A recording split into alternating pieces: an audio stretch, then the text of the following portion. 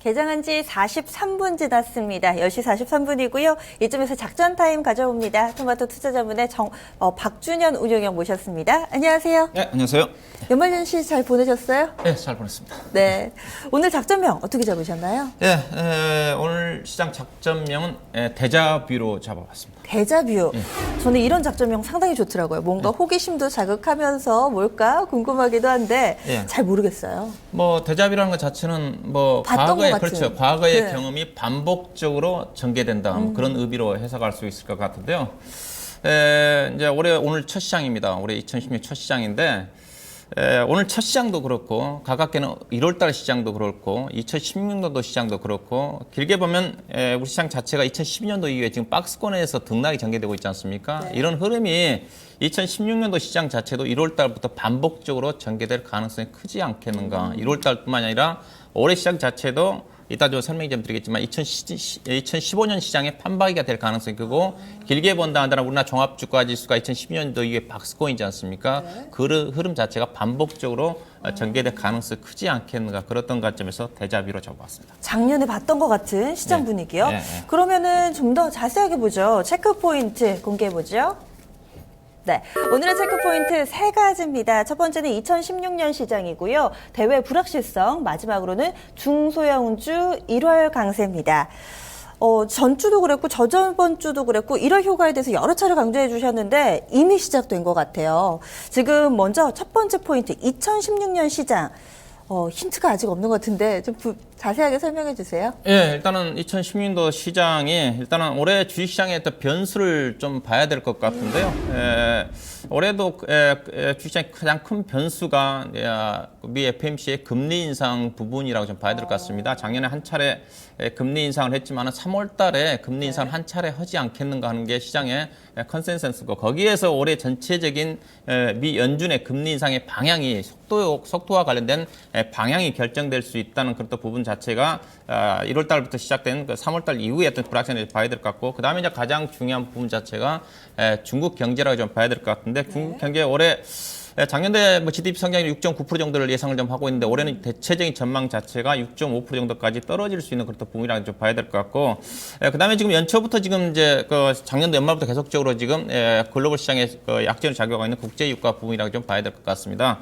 국제 유가와 코스피 시장의 주가 흐름 자체는 한 방향으로 움직인다고 좀 말씀드렸던 것 같은데 국제 유가 흐름 자체가 전반적으로 아직도 저점을 확인되지 않고 있는 그런 부분이라고 좀 봐야 될 것 같고 이에 따라서 환율 부분 자체도 글로벌 시장의 환율 부분 자체가 불확실하게 전개되고 있는 또 부분도 그다음에 가장 중요한 부분 자체가 2016년 시장 자체가 2015년도 비싸게 움직이 전개될 가능성 부분 자체가 기업 실적이라 좀 봐야 될 것 같습니다. 네. 연초에 올해 실적들에 대한 다음표를 보게 되면 실적 전망 추정 실적이 좀 나와 있는데 올해 실적이 작년과 거의 비슷하고요. 길게 보면 2012년도 이후에 국내 기업들의 실적 증가 자체가 거의 정체라고 좀 봐야 될 것 같습니다. 올해 시장 자체가 지금 증권사 쪽에서 예상하고 있는 단기 순이익 자체가 100조 원 정도 예상을 좀 하고 있는데 최저치는 80조 원 정도 되는 수준입니다.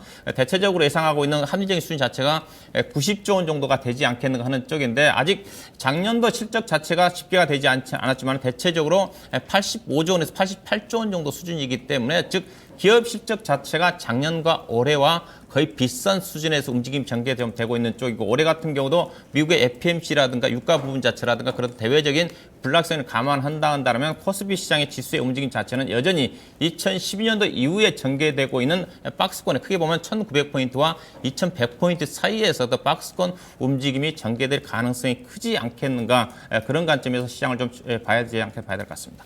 네. 그럼 두 번째 체크 포인트 대외 불확실성 이 부분도 앞서서 좀 봐주신 부분하고 연관이 좀 될 것 같아요. 네, 지금 단기적으로 지금 1월달 시장의 가장 큰 변수가 국제 유가 부분입니다. 일단은 국제 유가와 코스피 시장의 상관관계 상당히 좀 큰 부분이기 때문에 국제 유가가 안정권의 저점을 좀 확인을 해야지 대외적인 불확실성이 해소가 좀 되면서 코스피 시장의 어떤 유가와 민감하게 반응하고 있는 건설이라든가 뭐 현재 조선업종을 중심으로 반등이 나온다고 봐야 될 것 같은데 국제유가 자체가 1월 달에 어떻게 되든 간에 추가 하락할 가능성이 상당히 많지 않겠나 봐야 될 것 같습니다. 이란의 증산 물량 자체가 1월 달부터 본격적으로 출해가 좀 되지 않습니까? 그 부분 자체가 전반적으로 표를 보시게 되게 되면 WTI 자체는 일단은 저점은 확인이 된 상태인데 우리나라가 가장 많이 사용하고 쓰고 있는 듀바유 자체는 지금 금융 위기 이후에 저점을 이탈하고 있는 그런 흐름이라고 봐야 될까. 이 부분 자체는 이란 증산 물량에 대한 우려감이기 때문에 이란 증산 물량이 1월 달에 출해가 되면 않다면 어느 정도 저점이 확인이 좀 돼야지 코스피 지수에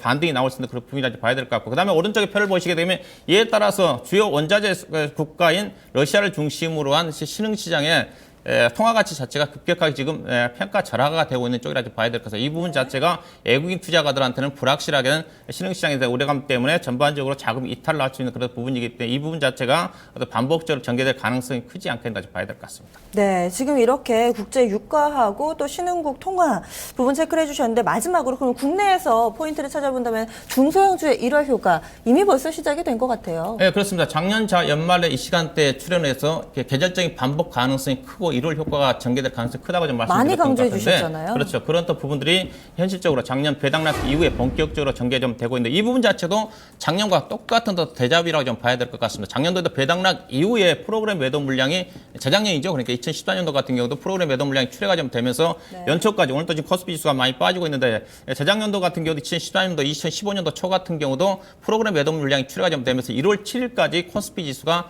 1870 정도까지 빠졌습니다.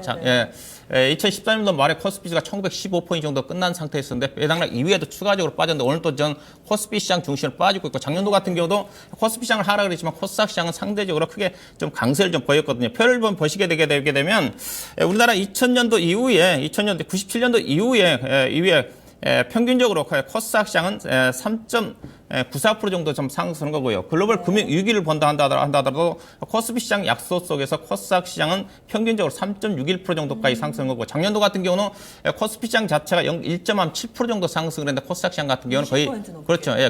급격하게 코스피 시장도 상대적인 강세가 전개되고 있는 부분 자체가 거의 종합주가지수 움직이라든가 코스닥 시장 움직임 자체도 작년과 거의 비슷하게 움직이는 어떤 패턴 자체가 전개될 가능성이 커 보이는 거고 오늘 올해 같은 경우도 좀 그렇습니다. 지금 프로그램 매도 물량 자체가 오늘도 지금 금융투자 중심으로 수치가 좀 되고 있는데 작년 연말에 배당락 이후에 금융투자 쪽에서 들어온 물량 자체가 약 1.89천억 정도가 됩니다. 금융투자 물량 자체는 배당락을 겨냥을 해서 들어온 물량들이 많기 때문에 그 부분 자체가 배당락 이후에 급속하게 빠져나가고 있는데 지난 연말 이후에 29일, 30일 동안에 금융투자 쪽에서 나온 프로그램 매도 물량 자체가 5,200억입니다. 오늘도 현재 주가 보니까 1,000억 이상이 1,000억 가까이가 금융투자 중심으로 나오고 있지 않습니까? 이 물량이 제가 보기엔 추가적으로 최소한 5천억 정도는 추가될 가능성이 큽니다. 그렇게 본다면 작년과 비슷하게 1월 7일 정도까지 프로그램 매도 물량이 출해가 되면서 코스피 시장이 약세를 보였는데 그런 어떤 부분들 자체가 반복적으로 현재 재고되고 있는 부분들을 주목을 할 필요가 있을 것 같습니다. 오늘에 대한 힌트도 있었고 올해 전반에 우리가 두고두고 유념해둬야 될 그런 포인트도 함께 짚어주셨는데요. 그럼 오늘의 전략 들어보겠습니다. 그래서 어떻게 대응해볼까요? 크게 본다면 올해 시장 자체도 코스피 시장 같은 박스권 내의 변동성 대응이라 좀 봐야 될 것 같고요. 상대적으로 작년처럼 상반기 같은 경우도 코스닥 시장을 중심으로 중소형 종목들이 압도적으로 강세를 보였지 않습니까?